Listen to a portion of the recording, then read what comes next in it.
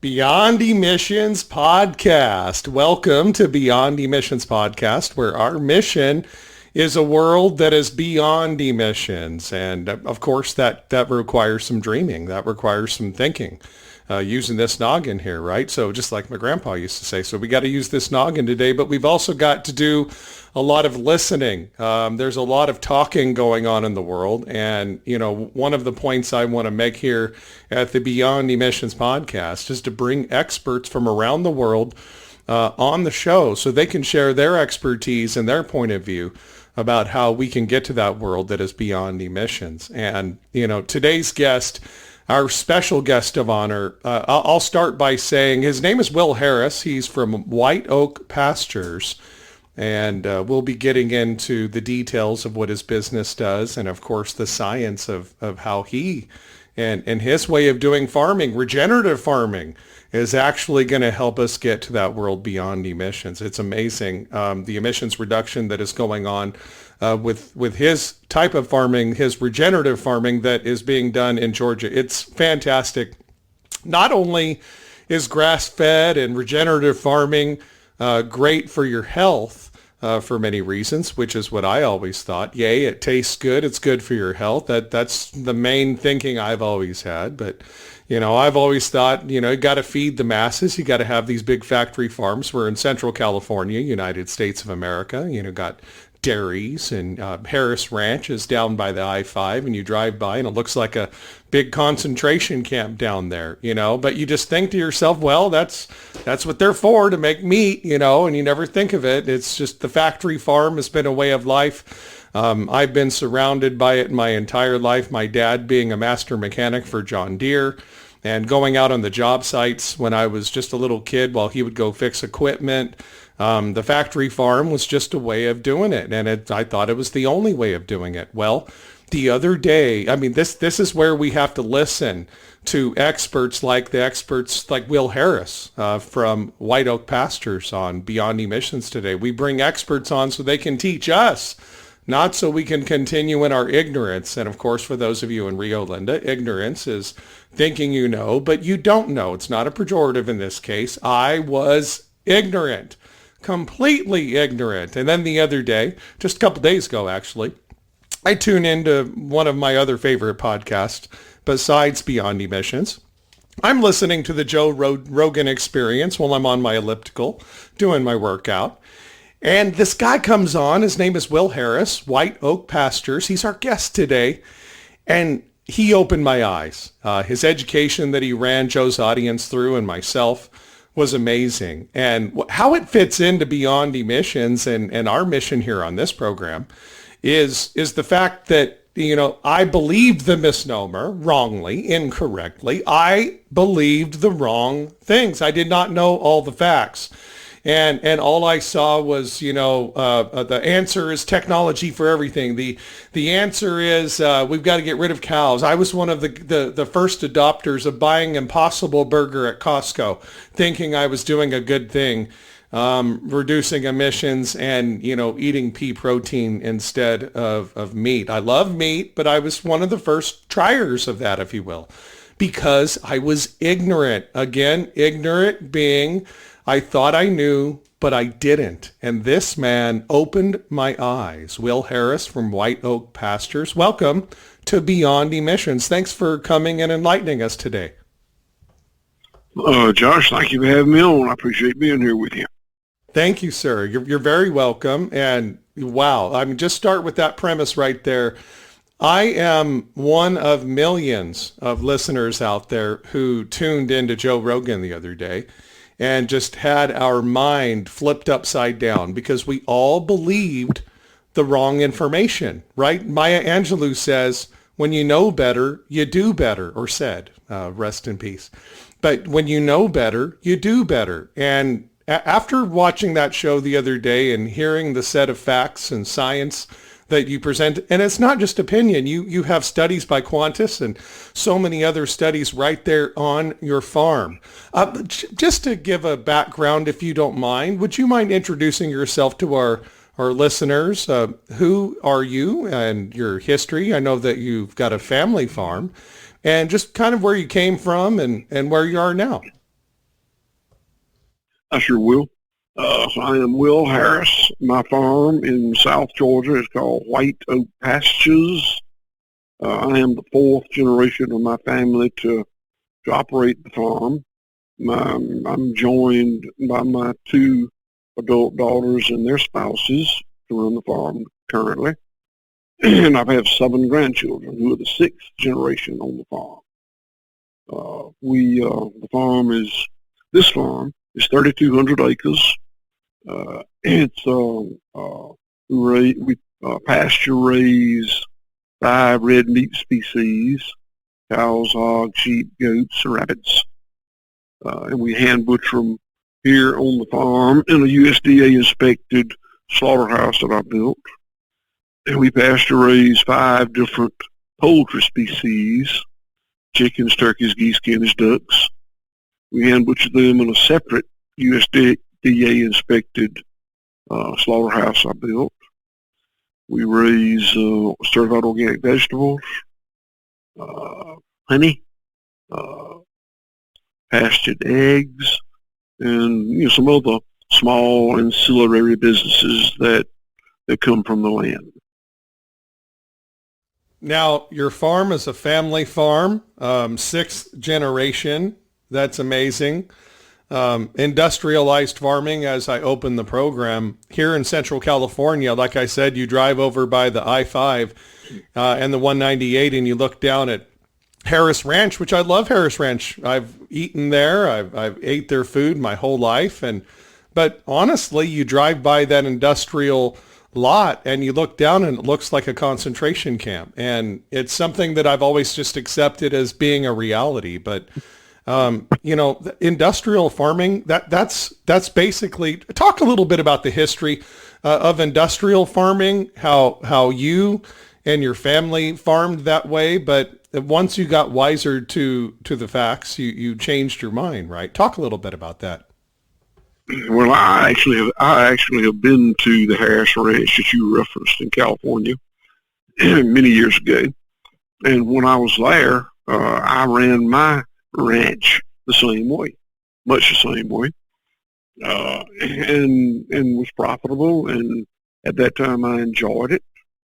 And I guess the thing I think enjoy most about our farm is how in the 150 something years and 6 generations, it's come full cycle.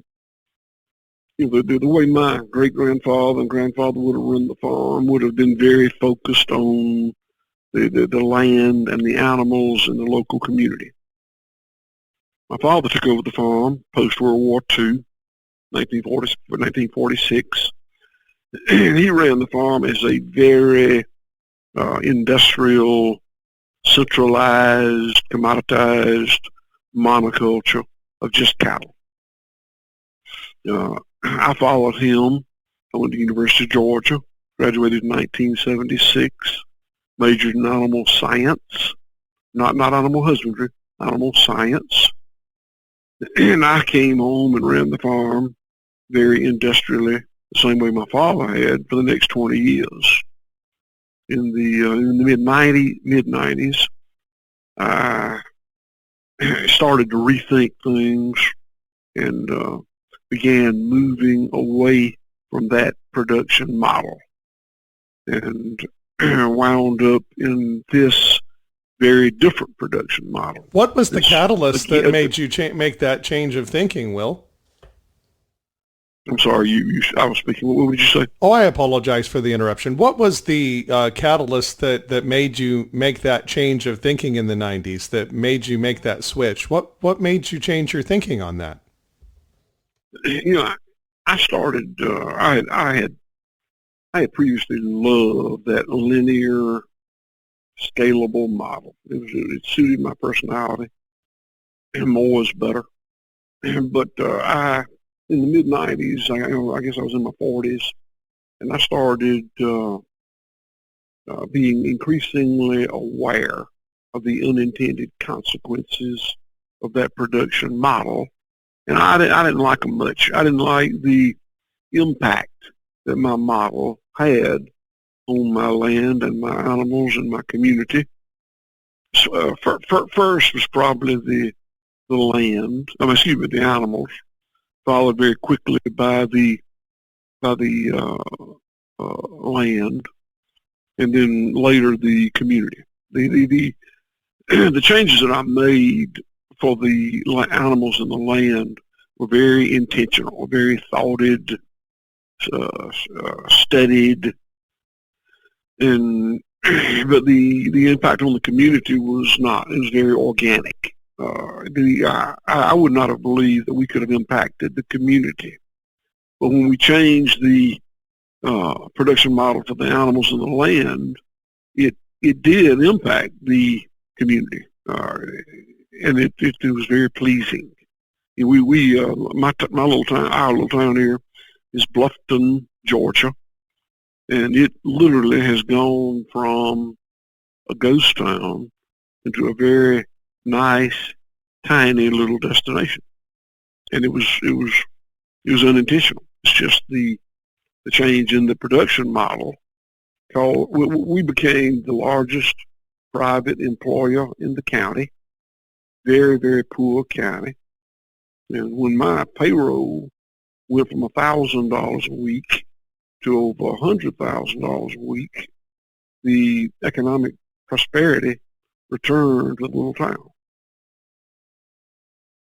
So regenerative farming, it not only is better for our health, it's better for the environment, the land, it's better for the animals, and it's better for the people, economically speaking as well. It's a boon there in Bluffton, Georgia. That's amazing. White Oak Pastures.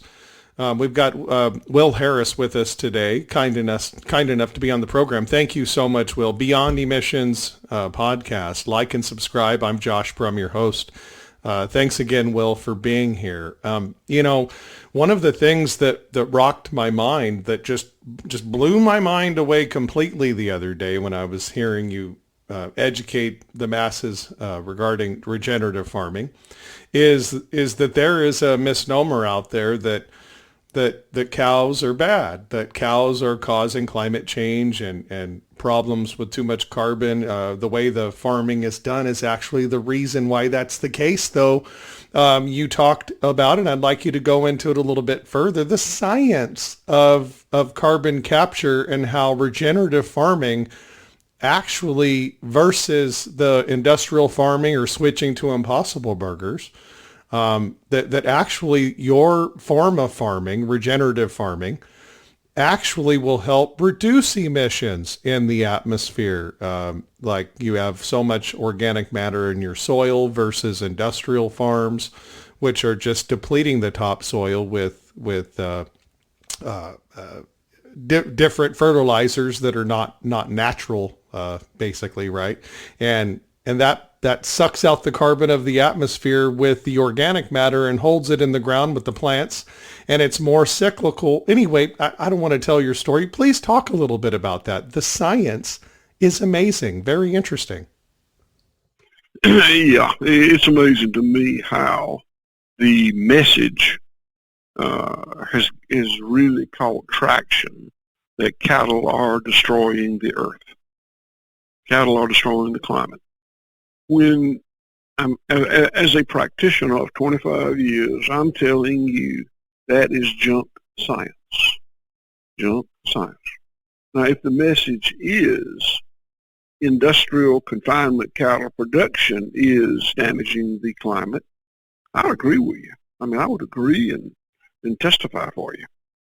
But it is clear that the way we raise cattle on my farm, White Oak Pastures, actually sequesters carbon. It is not creating climate change. It is part of the key to mitigating climate change. I'll say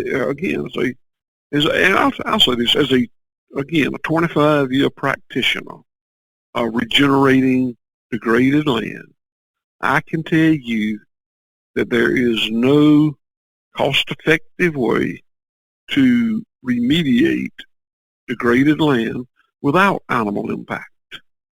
The earth evolved with animal impact as an essential part of the evolution. And to say, oh well, we're going to return to a natural system, but we're not going to include animal impact in it, is like having a recipe and leaving out a key ingredient and expecting to come up with the right combination. It's just not going to happen. What's the animal impact that you're referring to? Basically, the poop or manure out of the natural manure coming out of the animal that goes back into the ground, much like the buffalo on the plains.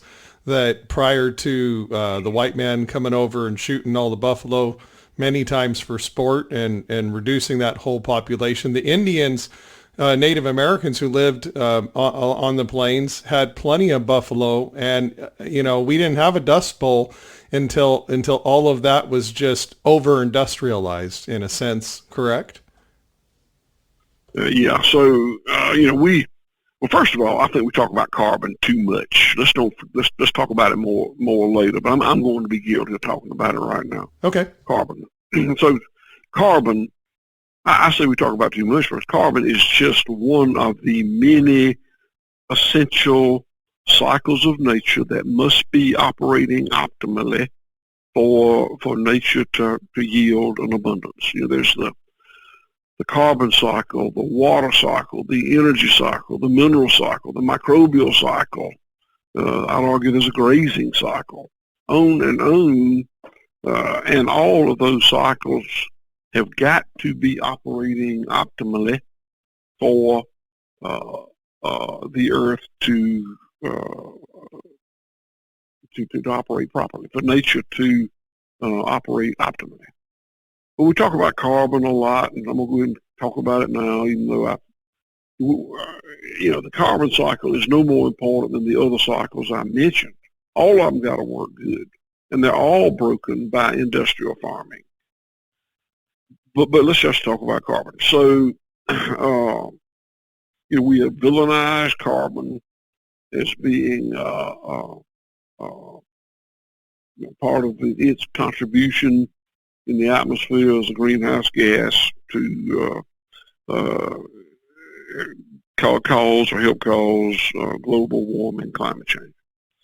Carbon is not evil. Carbon is an element on the periodic chart. And, your body is the solid part, mostly carbon, and it's part of nature. But what's happened is the cycles of nature, things are supposed to cycle, not supposed to be linear. But for the last 100 years or so, we have pumped copious amount of fossil fuel out of the ground, dug the coal, pumped the gas, pumped the oil. And it wasn't cycling, it was a one-way straight up into the atmosphere. We also use tillage on our land, chemical fertilizers, pesticides, which kept the soil from becoming a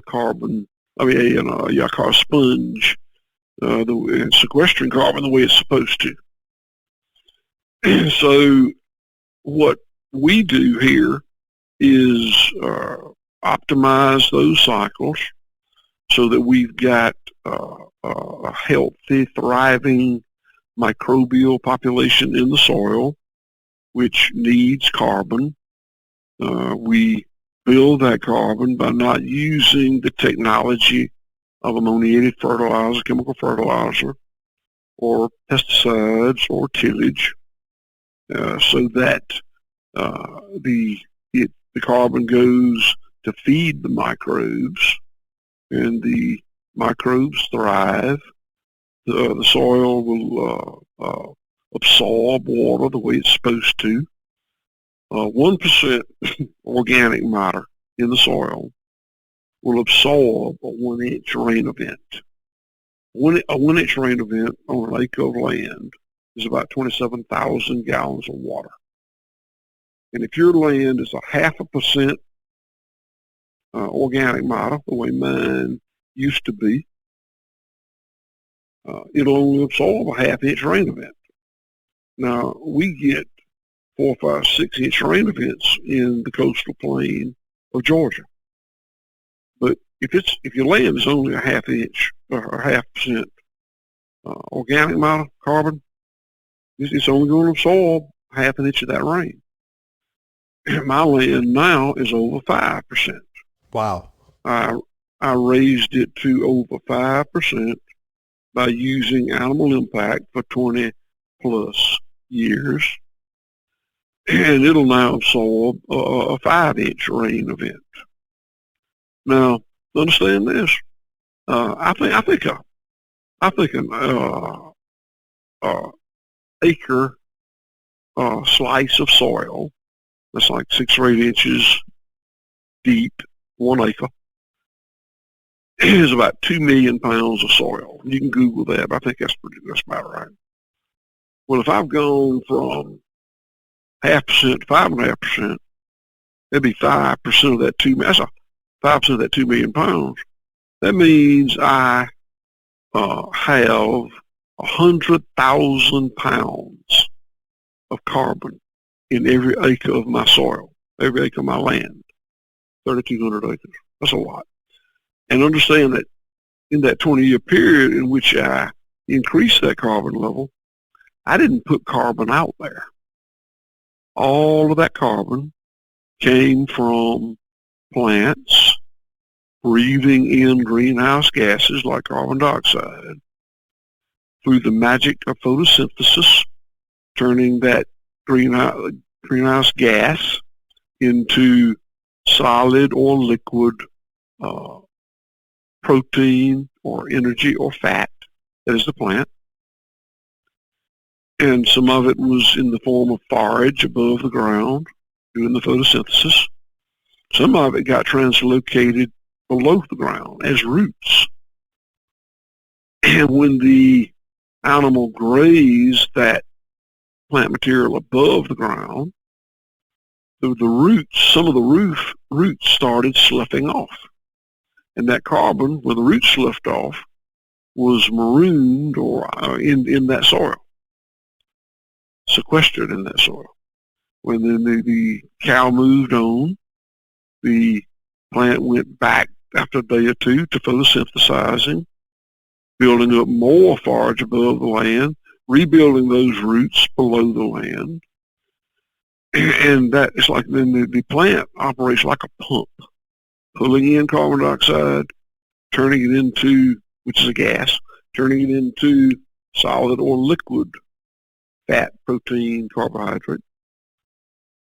And the cow that ate the forage above the ground turned some of that carbon into beef, or we turned it into leather or whatnot.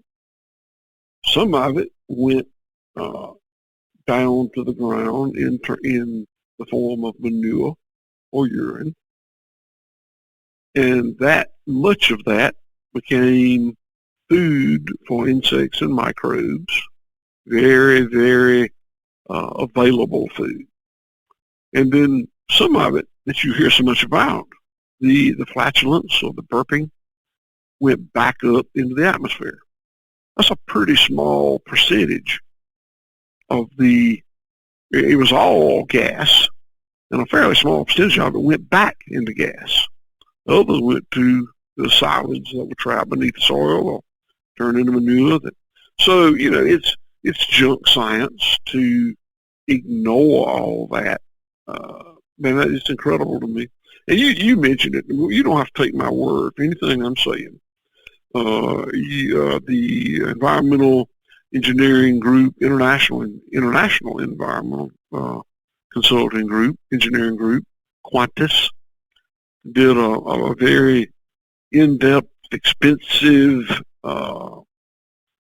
analysis of my farm called LCA, Life Cycle Assessment. And it showed that we actually sequester 3.5 pounds of carbon dioxide equivalent for every pound of grass-fed beef that we sell. Coincidentally, Qantas also did a LCA, life cycle assessment, on Impossible Burger. That's just coincidence. But it showed that they emit 3.5 pounds of carbon dioxide equivalent for every pound of Impossible Burger that they sell. Now that's just incredible. 3.5 pounds is the number. That's what they emit. That's what I sequester. So if you want to have a neutral carbon footprint, you should eat 1 pound of Impossible Burger and 1 pound of my grass-fed beef, and then you'll break even. Now this work is available for you to see on our website, whiteoakpastures.com, under the Environmental Stewardship tab. And then if you think about the fossil fuels that are being pulled out of the ground in order to produce as a byproduct a lot of the fertilizers in industrialized farming, none of this is happening with fossil fuels in regenerative farming. That's a huge difference up front as well, right? Yeah. I mean, I certainly burn fossil fuel on my farm. There's no doubt about it.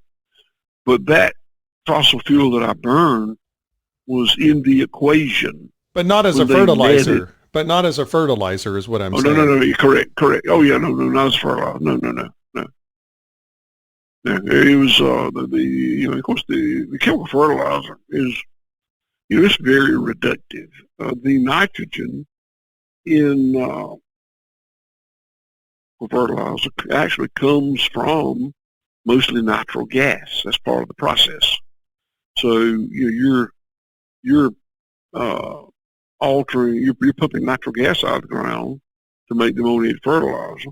Then the other minerals that are in the ammoniated fertilizer, like phosphorus and potassium and calcium and magnesium, are mined from the soil. So it's very reductive kind of a deal.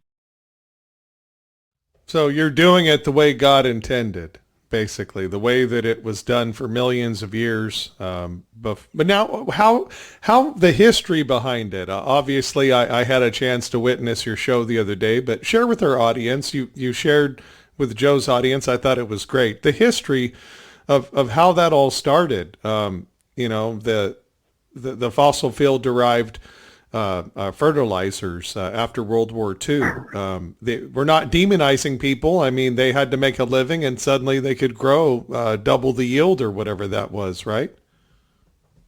Yeah, I mean, I think that from the inception of industrialized farming, there was no evil intent. My dad embraced it as part of the leadership, and he never dreamt that he was doing harm. He died without ever understanding that he was damaging his land. So I think what you're referring to, excuse me. I think what you're referring to is the fact that the industrialization, the factory farm model, really started post World War II, and again, it was not evil intent. Europe was starving. There was a dearth of food. There was a great demand for an abundant, safe food supply. And it was like a perfect storm. The war effort had just set the stage to industrialize farming. Several examples, ammoniated fertilizer, which I've demonized earlier in this talk, was, I believe it was invented in Germany in 1880 something. You can fact check that. I mean, I have it exactly right, but it predates World War II by decades. But farmers didn't use it. It was very, very expensive. They did not use it because they thought it was bad. They didn't use it because they couldn't afford it. The fertilizer that they were using was very natural. It was called guano, which is for the most bird manure or bat manure, which is very natural and really promoted microbial health. But the huge investment in the war effort in munitions factories, someone figured out, could be repurposed to make ammoniated fertilizer. So, ammoniated fertilizer went from being just unaffordable by farmers to being very affordable. And it seemed like magic. And I remember my dad talking about his first experience with it, and was just couldn't believe it. And when from the time he had his first experience in 1946 until I changed the farm 50 years later, he or I used ammoniated fertilizer on every acre of land we have every single year, at least once, and maybe more than one time. And what we didn't, he could see, later I could see the benefits. It just causes incredible growth to the plants. What you can't see is that it absolutely oxidizes the naturally occurring organic matter in the soil. It kills the microbial bacteria and fungi that is absolutely necessary to have a living soil. So the benefits of using it was very obvious, very apparent. But the unintended consequences were undetected, invisible, and undesirable. It literally took 50 years or for some people to start to see it. And most people, sadly, still don't see it. What are some of the unintended consequences? What is it? A loss of topsoil, obviously a loss of all of the living organic matter. And so they have to continually bring in that fertilizer and basically do the same thing. If they stop doing it, what does it turn into? A big dune of sand or something eventually? It's killing it basically, right? Well, there are several questions there, but the fertilizer did what I said. It oxidizes the organic matter. It disturbs the microbial balance in the soil. Then it's followed up by intense tillage using very powerful tractors to deep till the soil, which lends itself to erosion, both wind and rain. Then the use of pesticides further kills the life in the soil. Pesticide, herbicide, insecticide, fungicide, homicide. Side is Latin for kill. So, when we put these pesticides out with the intention of, targeted manner killing a pest, we're treating a symptom. We're killing other living organisms that are part of the plan, part of the cycle. So it's almost inevitably has unintended, like the fertilizer, has unintended consequences, undesirable consequences, and unnoticed consequences. I eat organic apple, or an organic apple, and my wife, she got me on this train. I grew up in Central California, again beyond emissions, White Oak Pastures. Will Harris with us, regenerative farming. It is the solution. Farming this way is the right way if we're going to mitigate climate change and get towards that ultimate dream of a world that is beyond emissions. Welcome to the Beyond Emissions podcast. I'm Josh Brum, your host. Like this video, subscribe. Again, go to whiteoakpastures.com to learn more. Will Harris with us today. Central California, Will, is where I'm from. You obviously have visited out here as well. Agriculture. I went out on job sites with my dad, who over 40 years has been a mechanic. He's a master mechanic with John Deere and now a consultant. And I went out, smelling like diesel and all that, and sitting in the truck while I was just watching him talk with the customers, and he had a business called Brumsfield Repair, and would go out and work on their equipment so they could keep the farm working. And I always had a romanticized view of what I was seeing, and of course, no evil intent whatsoever. Everyone else had a good intent as well, but around me, I have seen that resources are dwindling here in the Central Valley to where farming, we feed the world practically. I think a fifth of all the world's produce comes out of the Central California San Joaquin Valley. And it's because it was a former lake bed, very, very rich in nutrients. And now we've got a lot of nuts. We have a lot of nuts in California, but I'm talking actual nuts like pistachios and almonds or almonds, patata, right?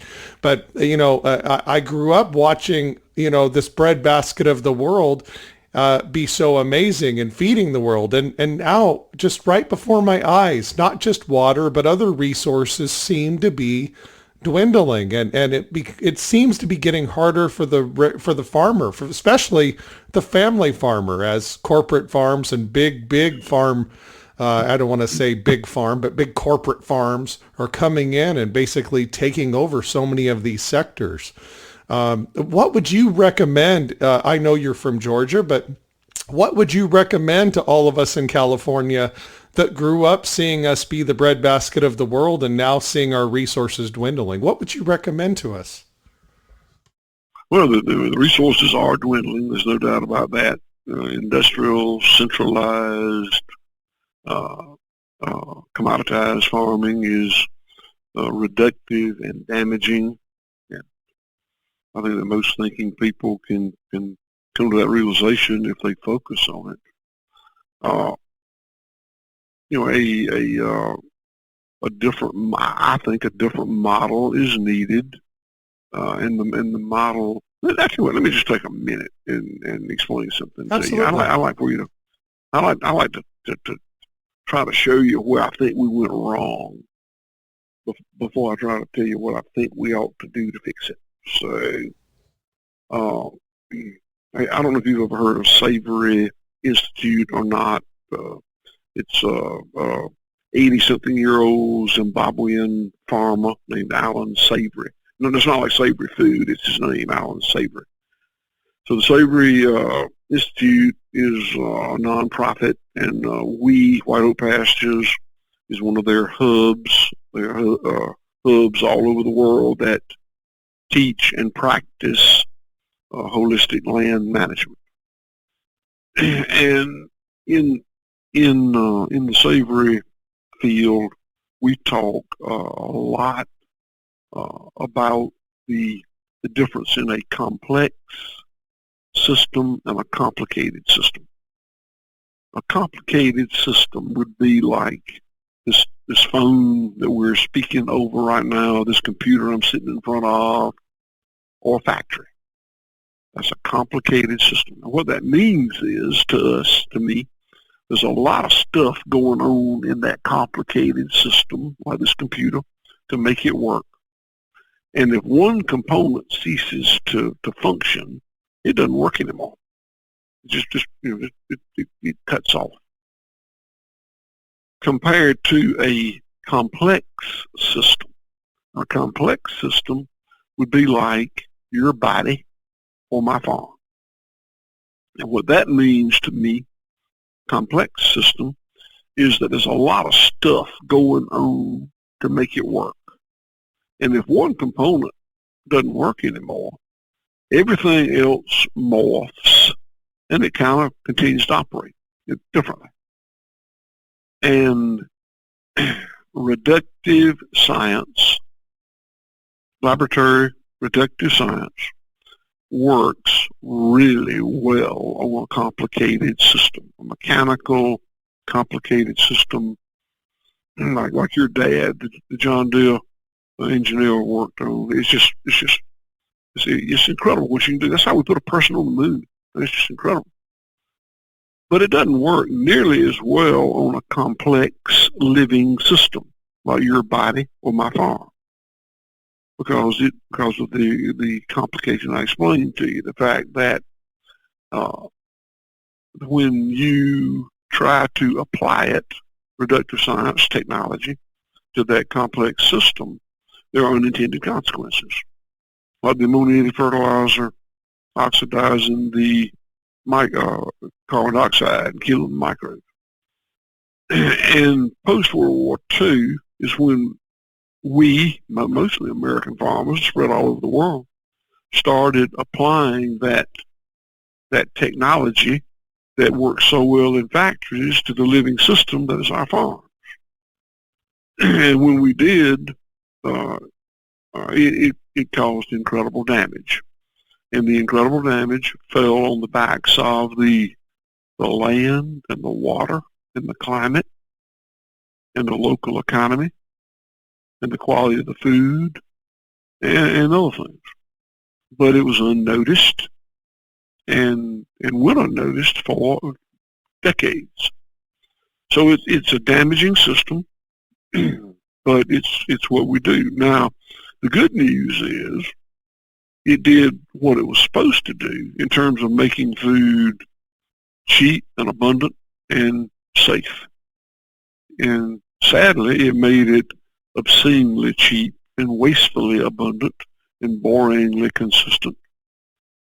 But it had these other unintended consequences that are so damaging. So that's how we got where we are.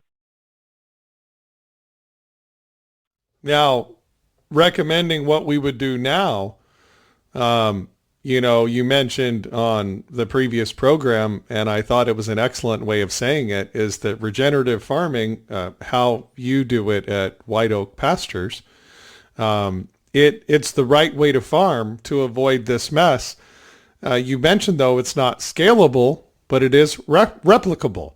And I like how you said that, and go into that a little bit, because, you can't scale it up like a factory farm, but you can put a White Oak Pastures or a version of it, if you will, how you do business, how you do regenerative farming. You can put it all over the map. In a sense, it can be scalable in that way by replicating it, as long as enough people are to take on your way of doing it, correct? Yeah, I mean, there's some problems. One of the problems is the industrialized, commoditized, centralized model that we have was so effectively scalable that it did exactly what it was supposed to do. It generated incredible efficiencies and brought the cost of food down to an unrealistically cheap price. And we all enjoy unrealistically cheap prices. The food is just, I used the word a minute ago, obscenely cheap. It's cheap because it is so scalable. I mean, just such the industrial agriculture can be scaled up so big, and that picks up just incredible efficiencies. And if efficiency is all you're working towards, which is where we've been for the last 80 years, man, you get good at efficiency. You can do it cheap, but you take your eye off the ball on those other unintended consequences that I referenced, and that's where we are.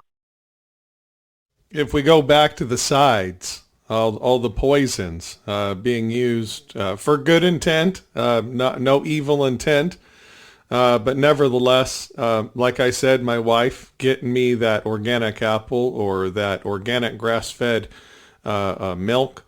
I grew up thinking, what's the difference? It doesn't matter. It's an apple's an apple. Stop it. And then no, this tastes different. It's better. So that's what got me, was just the quality. Well, then my wife got me to realize the common sense reality that pesticide that goes on that plant whether it's consumed by an animal and then we eat that animal, or it's just produce itself, that side, that poison, which is, again, for good intent, so we can maximize yield and not have it eaten by pests. But at the same time, aren't we, in a sense, ingesting at some point in the food chain there? We're ingesting that into our bodies. I mean, that can't be good for our health, right? Well, I certainly don't think so, but I'll say this. I am not an expert on nutrition or food science or food safety. And I have opinions on, I know a little bit about it and I have opinions on those things, but I am not an expert in those things. I am an expert in regenerative land management and animal welfare and rural community building. I know a lot about those things. And I'm very quick to pick up the challenge and explain the benefits of my way over the industrial way with reference to those. Now, there are food scientists and nutritionists and food safety people that I respect a lot that make the other argument for me. Nothing sounds any stupider to me than a farmer trying to portray himself as knowing a lot about conjugated linoleic acid or pesticide residues in food, or, I think that we need to stay in our lane and talk about the things we know about, and that's what I do. There are plenty of other people you can get on here to educate on the other advantages. The advantages I'm here to talk about are truly advantages, but they're not the only advantages. But let's let you get an expert on those other things. Absolutely. And again, that's just my opinion as well. It's just, and I do agree with you. yeah, it's a common sense opinion, it at some point throughout the life cycle of a plant, whatever's going into that plant has to eventually affect the fruit. That's just a common sense opinion. An opinion, though, might it be just that. And you are an expert, though, in your lane, regenerative farming.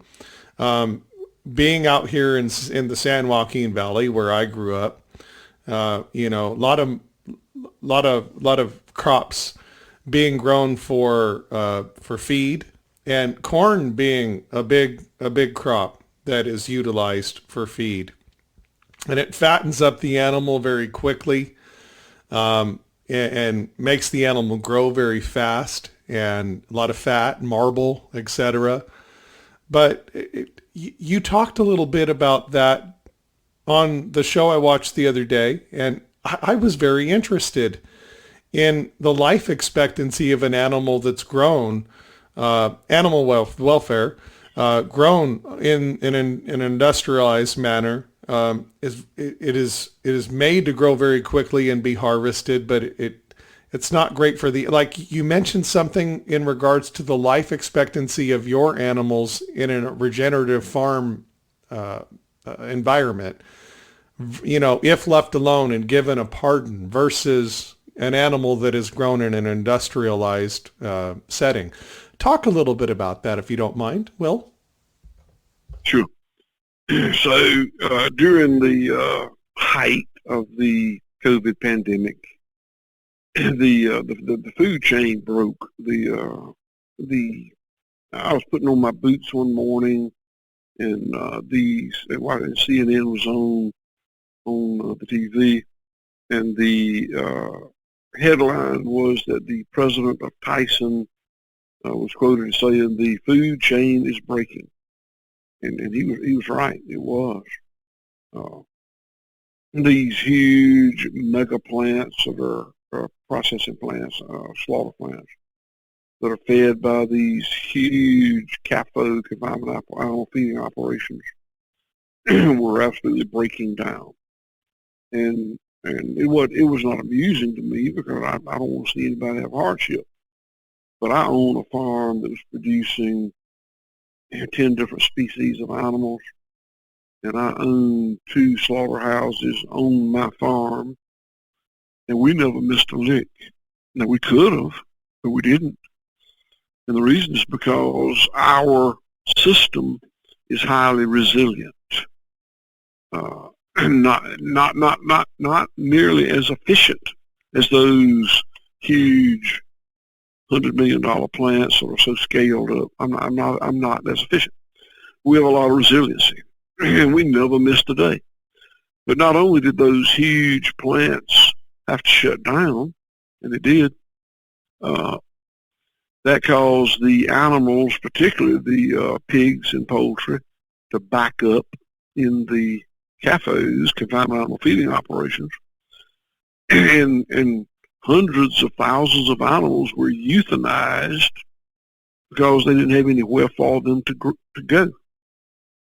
Now, again, I never shut down, never had to shut down. But if I had, we would not have been euthanizing animals, because my animals are healthy and are perfectly fine to live a normal life expectancy for the species. And I think what I talked about is that a cow, if I'm correct, I think I am, it has a normal life expectancy of 20-something years. If they just are born and allowed to lead a natural, healthy life out on the pasture like we do it, and not put in a confinement feeding operation where they're fed an unnatural feed stuff like grain, will live, my animals will live 20-something years. And I have not done this experiment, but I fed a lot of cattle.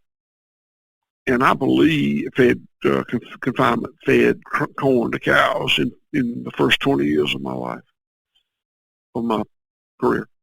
If those animals were left in that confinement animal feeding operation, those cattle, they would not live to be 20-something years old. You know, they are literally, when they're slaughtered at, say, 16 months, 18 months, whatever it is, weighing 12, 13, 1,400 pounds, three-quarters of an inch of back fat. That is an unnaturally obese creature that would never occur in nature and is slowly dying of all the diseases of a sedentary lifestyle and overeating that's kills most of us. It's just the way it is. So, and it may be healthy for people to eat unnaturally obese creatures, but intuitively, I just wouldn't think it would be.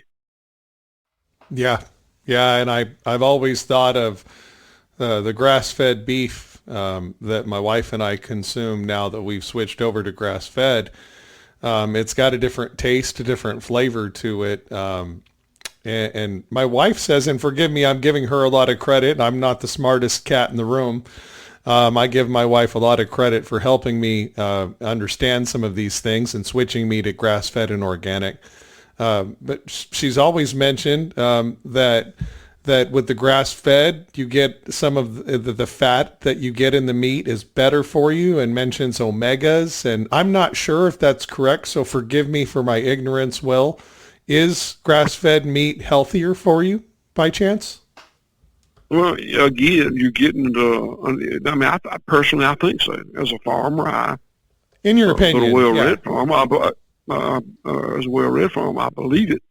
But, you know, there are people like Diane Rogers. If you don't know, she wrote, read her, Google her, read her stuff. She is a scientist and nutritionist who strongly advocates for grass-fed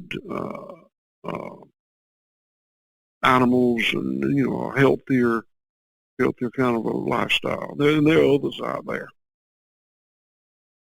Paul Saladino is one you might want to Google or look at. Rob Wolf. there's just a lot of people in that business, and I have a lot of respect for them. And I think they would tell you that, yeah, there are healthier alternatives in terms of industrially raised meat compared to a grass-fed or regeneratively raised animal. I went to the local meat market the other day, and they had some grass-fed Wagyu beef at the counter. And as I was leaving, the cashier started to tell me, "Oh, that's grass-fed," because most of what they serve there usually isn't. This was a one-off. They just happened to have it there, and I could see him giving the same explanation to every single customer in line that was getting the grass-fed meat as well.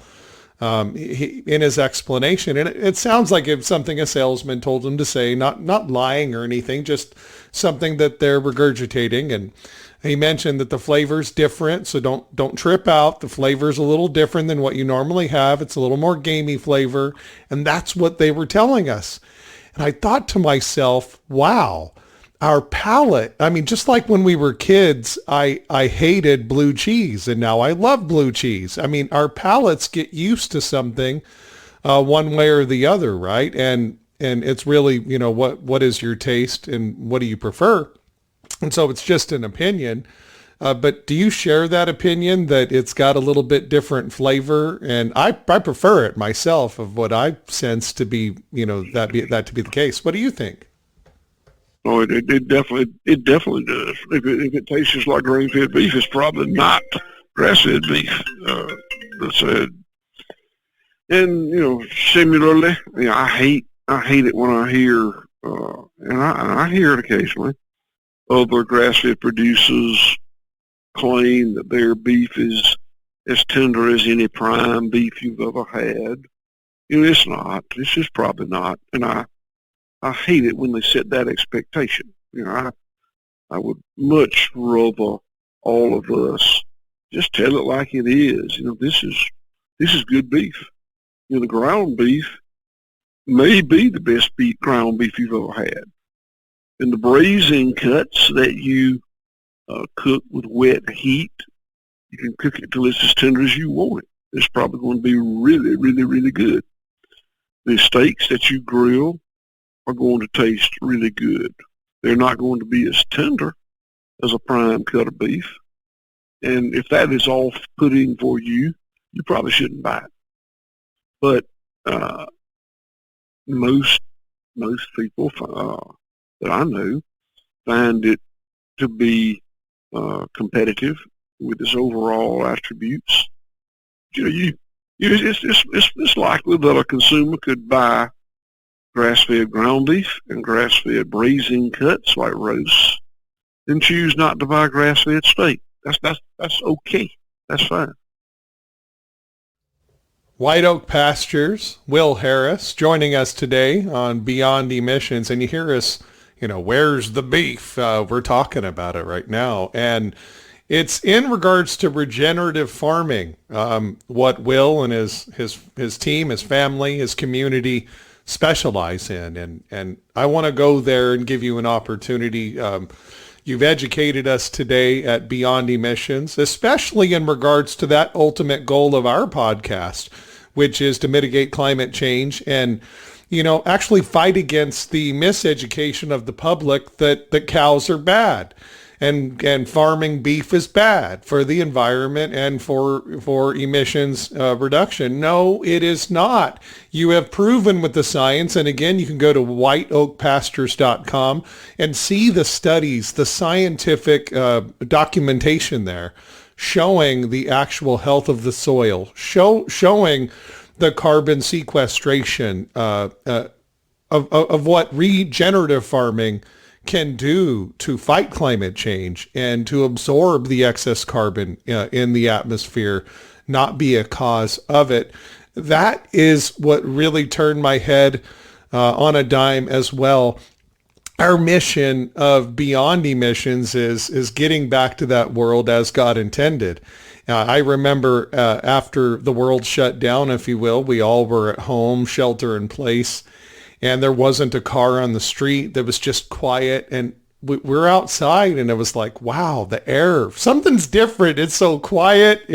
You can breathe. It's amazing. And I'm not advocating for getting rid of all of technology, and I know you're not either. As a matter of fact, you at White Oak Pastures help bring high-speed internet to your community in Bluffton, Georgia. I applaud you for that. And so obviously we're not anti-technology, but technology is not the answer, because this industrialized form of farming, you'll get on the stand, like you said, and be a witness against it as a true cause of or one of the many causes of climate change and what's going on in our world today. But that fact is being twisted without context and not including the reality that to get to that world beyond emissions and mitigate climate change, technology is not the only way to get there. The way to get there is to get back to the traditional life cycles of Earth, of the land, of the animals, just as God has intended. And that mission of Beyond Emissions, Will Harris from White Oak Pastures, go to whiteoakpastures.com today. That right there blew my mind, that this is actually a solution if adopted nationwide. Thank you very much for educating us today on the truth of regenerative farming and how it can be a solution to help us get to that world that is beyond emissions. Not only is it good for our bellies and our palate, tastes delicious. It's a fantastic way to eat. But it's also, and it sounds like the key is local, local, local. I know you ship across the United States. You sell to Whole Foods, etc. But your goal isn't to do that necessarily. It's that other farmers locally across the United States would pick up the baton as well, right? Yeah, correct, Josh. We do ship to 48 states through on our online store, FedEx, UPS, but and currently we need the business and people need to get our product. But the end goal is for this system, which we think is highly replicatable, to replicate to the point that there's a White Oak Pastures in every agricultural county in the country, or 2 or 3, whatever the market can bear. And I'm sure there's some great growers in California. I think Richard's Beef is there somewhere in California, and I think they do a really good job. Alexandria Farms in Northern California. There are good producers all over the country. We certainly don't have a monopoly on that. There just aren't enough of us.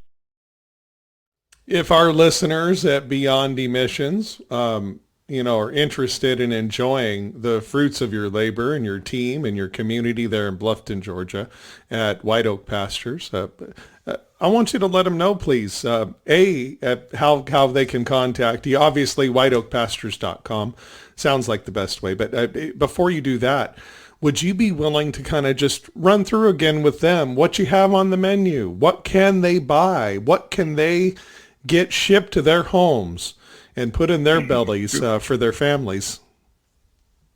Sure. From a red meat perspective, there's beef, pork, lamb, goat, rabbit.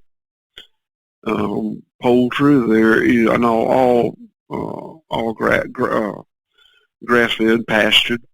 From poultry, there's pastured chickens, turkeys, geese, guineas, and ducks. Honey, eggs, some offering of frozen vegetables, broth, pickles, jelly, whatever the bounty of the farm yields. We make leather products, purses and belts and such out of our hides. Make pet treats, rawhide pet treats or dehydrated organs. There's a lot of stuff. We love closing loops. We actually all the we don't sell it. Just anecdotally, I'll tell you that all of the offal or packing plant waste that's generated is composted here on the farm. We generate 9 tons a day, 5 days a week of packing plant waste, feathers, viscerate, gut fill, dot, dot, dot. And we turn that into compost and spread it out. So there's a lot of stuff available on our website, and I do urge you to look at it, and I hope we find some things that are pleasing to you. Now, I also saw there is a tourism aspect. A lot of people like to come to White Oak Pastures in Bluffton, Georgia, stay there, and I saw some folks that were on your website riding around in the back of a carrier for folks to get a chance to see this in person, right? Is that available to the public? It is. We built a general store. We opened a 180-year-old general store, reopened 180-year-old general store here in our little town of Bluffton. We've got cabins for lodging, got a restaurant, got an RV park, do tours and horseback rides and those kind of things.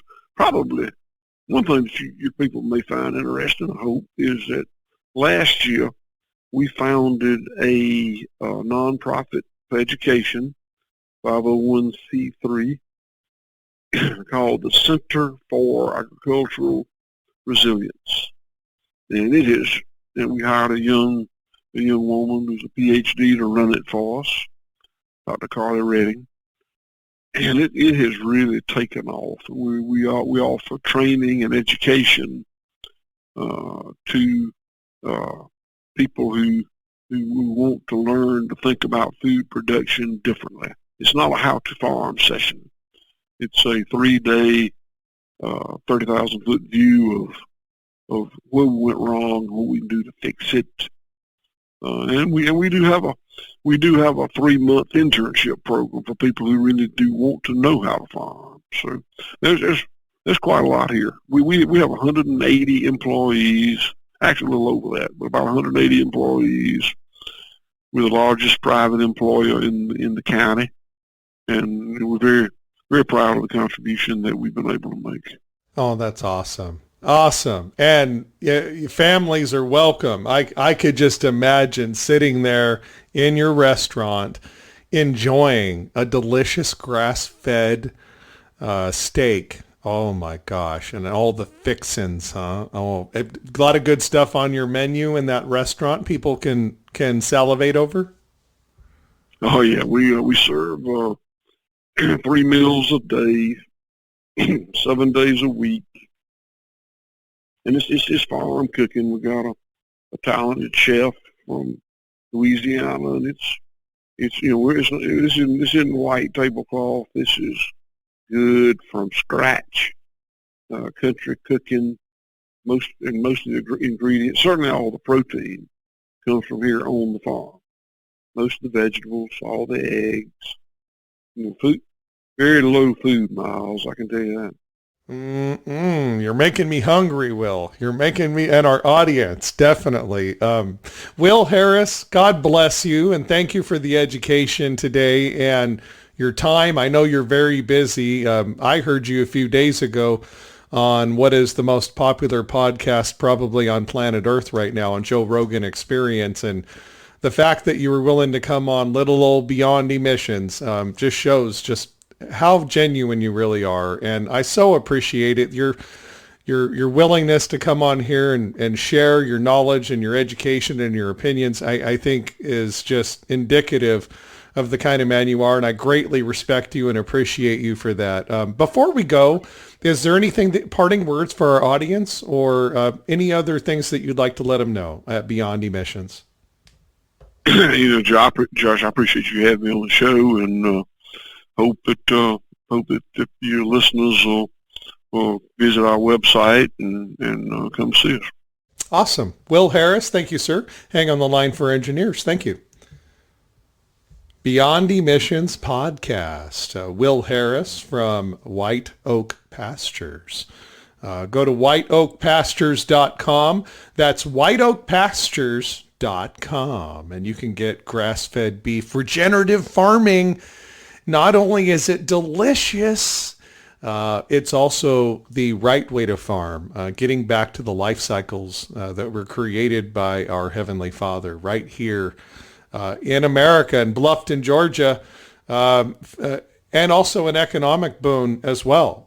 It's a great way to do business. It's definitely the long term. It's not the industrialized way of doing it, but like Will had mentioned before, how sustainable is that? It's not. It's not something that we can continue to do, and do the wrong thing, over and over and over again when we know better and expect a different result. Eventually, we're going to run out of topsoil. That's not good for our environment. It's not good for our animals, and it's not good for the overall cycle. It's not good for beyond emissions, mitigating climate change. The carbon capture on the land of these farms that are doing it the industrial way, it's not capturing. It is a problem for climate change and emissions, industrialized farming.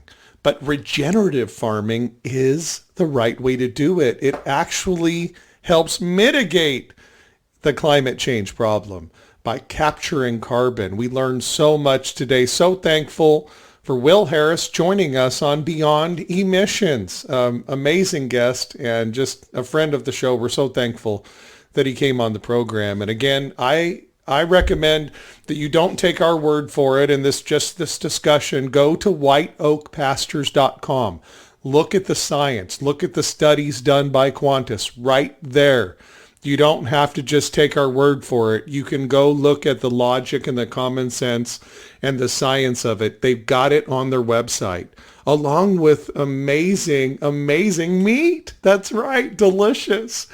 You can order it and have it shipped anywhere in the country, right to your dinner table. Get a turkey for Thanksgiving from White Oak Pastures, or for Christmas coming up.